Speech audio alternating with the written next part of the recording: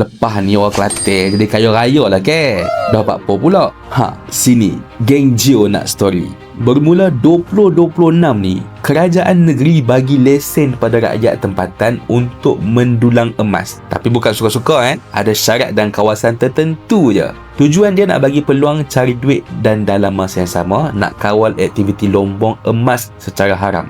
Antara lokasi yang dibenarkan Gua Museh, Jeli, Kuala Kera dan Tanah Merah. Oh Allah, cecek Kelantan wow. Semua kat sungai memang ada potensi emas. Jadi kenapa Kelantan ada emas? Sebab kawasan ni termasuk dalam laluan Central Gold Belt Malaysia, memang dari dulu lagi terkenal dengan batuan yang ada emas. Bila hujan dan air sungai hakis batu, serpihan emas turun ke dasar sungai. Itu yang orang cari emas guna dulang je boleh jumpa emas. Tapi jangan fikir terus jadi jutawan. Mendulang emas ni kadang dapat, kadang bukan dapat apa pun. Dia lebih kepada side income-nya. Syarat-syarat dia pula nak buat kena ada lesen, guna cara manual je, dan jual dekat pembeli yang kerajaan luluskan. Tapi tetap berat lah geng, zaman sekarang masih boleh cari emas kat sungai. Kalau demo Kelantan nak cari emas ke tak? Peluang ni dapat something.